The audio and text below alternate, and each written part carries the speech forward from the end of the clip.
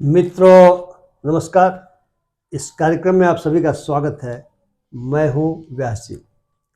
आज हम लोग अभिव्यक्ति और बोलने की स्वतंत्रता के संबंध में सुप्रीम कोर्ट ने 28 मार्च को जो इमरान प्रतापगढ़ी के मामले में फैसला दिया है, उसके सिलसिले में, उसके हवाले से महाराष्ट्र में जो कुछ भी कुणाल कामरा को लेकर के हो रहा है, जो आप जानते हैं, कुणाल कामरा वहाँ के एक स्टैंड अप कॉमेडियन है और उन्होंने कोई बात कही थी, उसको लेके जो हंगामा बरपा है, हंगामा बरपा इस रूप में है कि पूरी सत्ता उनके खिलाफ खड़ी हो गई है।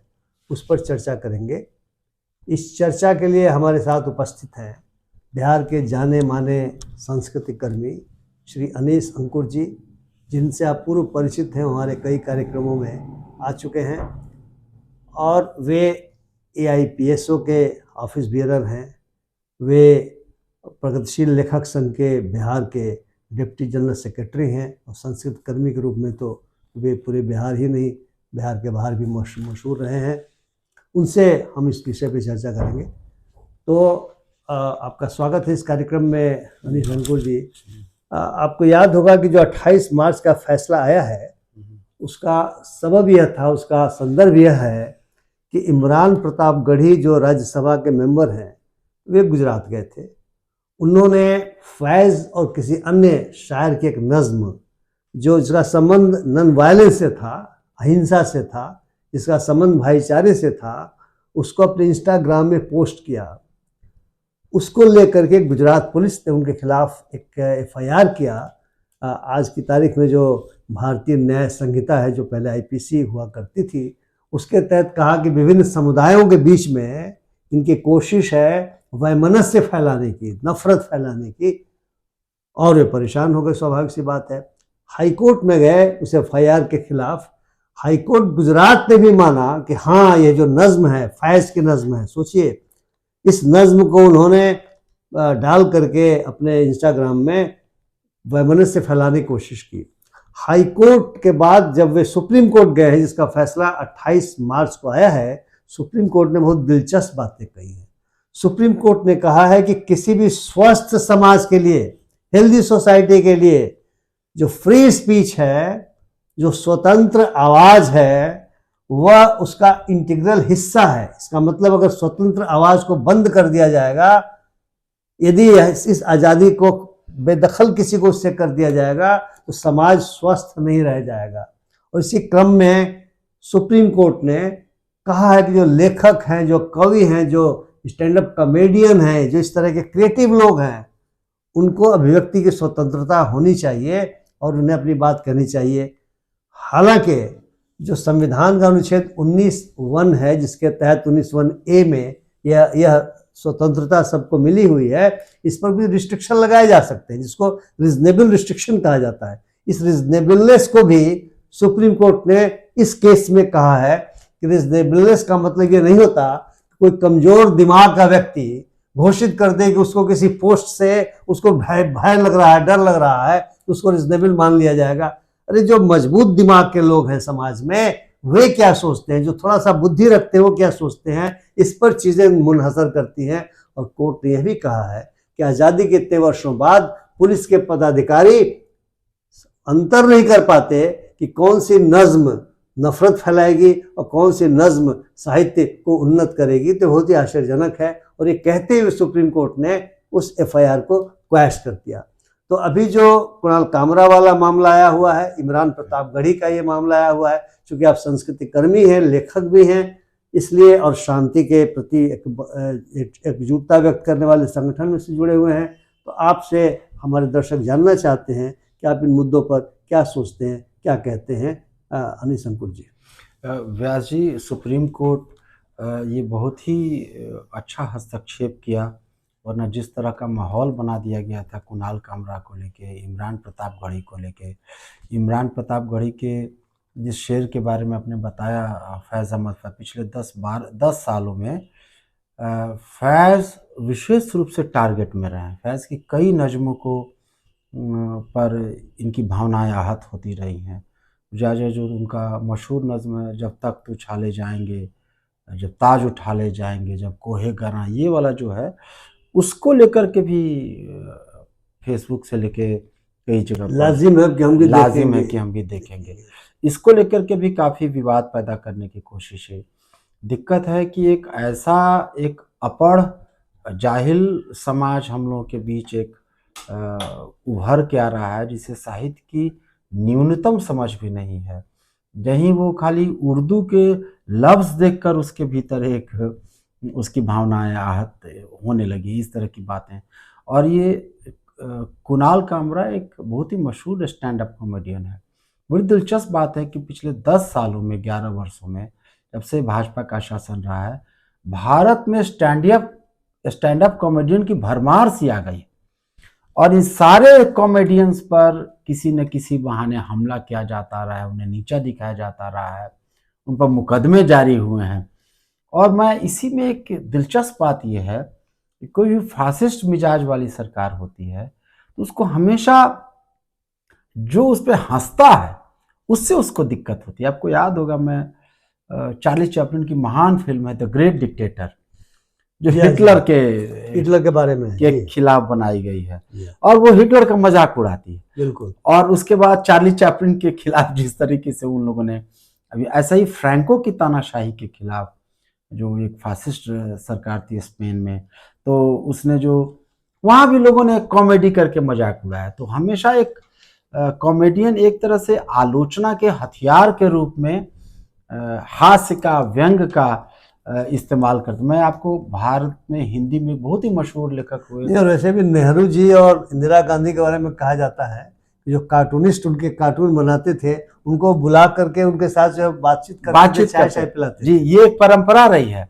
लेकिन एक ऐसे लोग हैं, अब आपको हरिशंकर परसाई, हिंदी के मशहूर व्यंग रचनाकार, जी हाँ।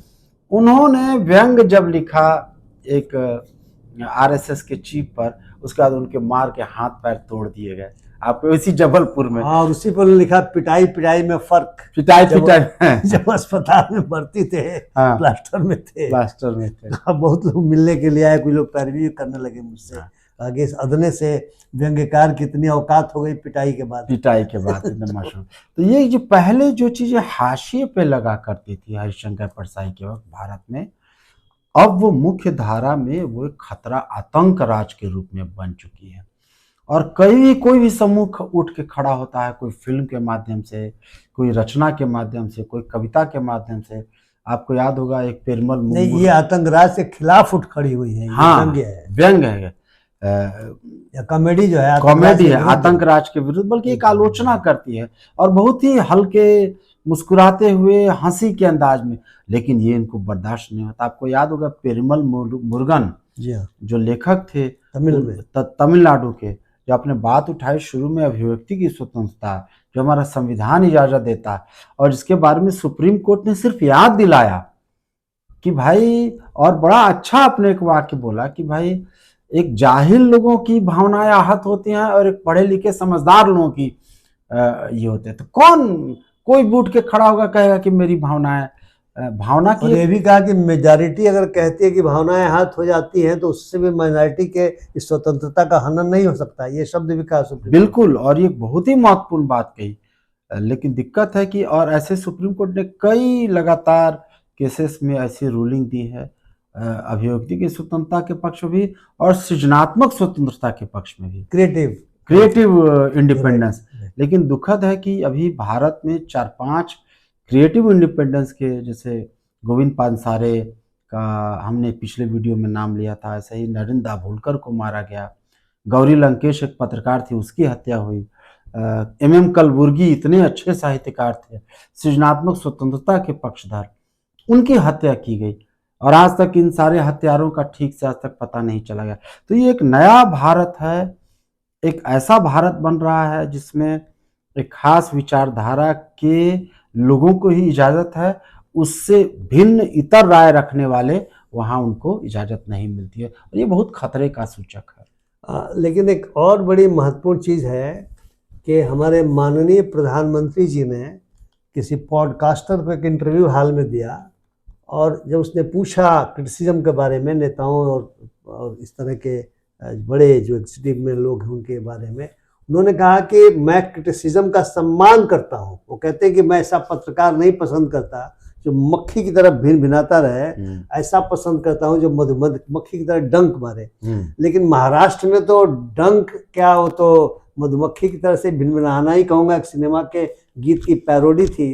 लेकिन जो सरकार बनी है जिसको डबल इंजन कहते हैं, उसी का उप मुख्यमंत्री और उसके समर्थक इतने ज़्यादा भड़के हुए हैं, तो क्या वो प्रधानमंत्री जी के इस बातों से सहमत नहीं है क्या? इस पर जरा आप बताना जी चाहिए। बिल्कुल, ये जो पॉलिटिकल अरेंजमेंट है देश में, ये हमेशा से हम लोगों ने 10-15 से कई तरह की वॉइसेस बोलते हैं। एक खास समूह के लिए बोलेंगे कि भाई अभिव्यक्ति की स्वतंत्रता, जो आपने कहा कि पत्रकार सिर्फ पिट्ठू न बने, चापलूस न बने, बल्कि अपनी आज़ादी भी रखे। ये भी बात बोल दी जाती है, ये भी बात बोली जाती है हर तरह के समूह के लिए, और ये इनका पुराना कहें कि रणनीति रही है। कभी आरएसएस कोई बात बोलता है, बीजेपी कोई बात बोलती है, कि एक तरह का कहें कि श्रम विभाजन है हर तरह के समूह के लिए। और ये भी बात है जो आपने कहा कि जो ज़्यादा मतलब चिंताजनक है कि मान लीजिए कि प्रधानमंत्री अगर कोई बात बोल रहे हैं, लेकिन उन शक्तियों को अब उन्मुक्त कर दिया गया है, ऐसा प्रतीत होता है, जो अब उनके नियंत्रण से भी बाहर नहीं होते, ऐसा लगता है। उदाहरण के तौर पर, चूंकि ये फासिस्ट प्रवृत्तियों वाली सरकार है, जब मुसोलिनी आया इटली में, तो जिन शक्तियों के बदौलत वो आया था, जिन उसका सपोर्ट बेस था, सत्ता में आने के बाद उसने उसी को नष्ट किया, मतलब उसके सहारे वो नहीं कर सकता था। तो आपने जो प्रधानमंत्री का जो उदाहरण दिया, प्रधानमंत्री बोल रहे हैं, लेकिन वो शक्तियां इतनी ज्यादा आक्रामक और मन बढ़ गई हैं कि शायद अब उनके भी नियंत्रण से संभव है बाहर चली जाए। एक और बिंदु मेरे ध्यान में आ रहा है कि जिनका काम है अभिव्यक्ति की स्वतंत्रता को आगे बढ़ाना, खास करके मेन स्ट्रीम मीडिया का एक काम है। कुणाल कामरा के मामले में देखा गया कि ये जो मेन स्ट्रीम मीडिया है उसने इसको कोई तवज्जो ही नहीं दिया, और यहाँ तक बहस होने लगी कि उनको सीमा रेखा को पहचानना चाहिए, लक्ष्मण रेखा के बियॉन्ड नहीं जाना चाहिए। और अब पता नहीं कौन सी लक्ष्मण रेखा वे अपने ऊपर लागू करते हैं, नहीं जानते, क्योंकि मैं तो देखता नहीं, अभी शायद नहीं देखते होंगे। और सुना गया है कि मेन स्ट्रीम मीडिया अपोजिशन से सवाल करता है, उसकी छोटी छोटी बात अगर कुछ मुंह से निकल गई उसको लेकर के वितंडावाद खड़ा कर देता है, और सत्ता के बारे में बिल्कुल चुप ही नहीं रहता। कई बार लगता है कि उसके लिए ट्रम्पीटर यानी दुंदुभी बजाने वाले का काम करता है। तो इसको आप किस रूप में आप देख रहे हैं? ये आपने सही कहा। जब इराक युद्ध हुआ था तो एक टर्म पत्रकारों को एम्बेडेड जर्नलिस्ट कहा था।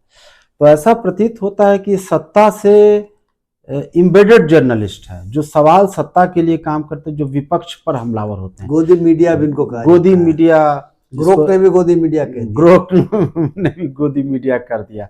एक और बात यह है कि जैसे आपने देखा कि अभी भावनाएं आहत, जबकि एक अल्पसंख्यक समुदाय की भावनाओं को निरंतर आहत किया जाता है, चाहे उनकी मस्जिदों को हरे पट्टे से ढकना, या उनके मोहम्मद साहब के खिलाफ जो नुपुर शर्मा का था आपत्तिजनक बयान, ऐसे लगातार की। लेकिन ऐसी चीज़ों पर ये मीडिया, और उससे भी ज़्यादा आपने गुजरात के न्यायालय का जिक्र किया कि एक न्यायालय के भी एक हिस्से का, हालांकि अपने भारत में न्यायालय एक ऐसी संस्था मानी जाती है जो लगभग आलोचना से परे है, लेकिन वो चिंताजनक ये है कि जिस कदर इमरान प्रताप गढ़ी वाले मामले में जिस तरह के उसने गुजरात हाई कोर्ट ने बयान, या उससे पहले गुजरात के दंगों पर भी हम गुजरात के जुडिशियरी की भूमिका देख चुके हैं कि तीस्ता सीतलवाड़ के मामले में कई केसेस वहाँ से बाहर ले जाने पड़े। तो एक न्यायालय का भी, न्यायाधीशों का भी एक हिस्सा कैसे सत्ता के जो नज़रिया है, दृष्टिकोण है, उससे अपने आप को तालमेल बिठाता दिख रहा है। ये बहुत ही डेंजरस चीज़ है ये। मित्रों, आपने पूरी बातचीत सुनी। हम लोगों का मकसद किसी की बिना बात के आलोचना करना नहीं है। भले ही हमें वाणी की स्वतंत्रता, व्यक्ति की स्वतंत्रता है, लेकिन यह स्वतंत्रता, मौलिक स्वतंत्रता हमें मिली है संविधान के मुताबिक, और जो रिजनेबल रिस्ट्रिक्शंस हैं उसके तहत निश्चित तौर से यदि हम किसी का अपमान करते हैं इस रूप में, उसकी मानहानि होती है, या राष्ट्र की सुरक्षा के प्रति हमको ऐसी चीज़ करते हैं जो संकट में पड़ जाती है सुरक्षा, इस प्रकार से 10 चीज़ें दी हुई हैं, या कोर्ट की अवमानना की बात आती है किसी फैसले के बारे में, हम इस रूप में बात करते हैं। के अवमानना हो जाए, फेयर कमेंट हम कर सकते हैं। तो हम लोगों ने एक कोशिश की समझने के लिए कि आखिर सुप्रीम कोर्ट को भी हस्तक्षेप करना पड़ रहा है। इमरान प्रतापगढ़ी के मामले में वे तो राज्यसभा के सदस्य हैं, हमारे आप तो सुप्रीम कोर्ट तक पहुंचेंगे तो वकीलों को भी नहीं कर पाएंगे, इतना पैसा देना पड़ता है। और कुणाल कामरा तो भागे भागे फिर रहे हैं, शिव सैनिकों ने, कथित शिव सैनिक भी कह सकते हैं आप उनको, उन्होंने कहा कि अपनी स्टाइल में हम तुमको डील करेंगे। अगर उन्होंने वह बात कह डाली जो जगजाहिर सी बात है, जो वहाँ के उप मुख्यमंत्री बने हैं, पहले मुख्यमंत्री थे, तो उनके जो विरोधी हैं, विरोधी दल के उनके जो लोग हैं, दूसरा धड़ा है, वो तो खुलेआम उस शब्द का उनके लिए इस्तेमाल करता पाया जाता है।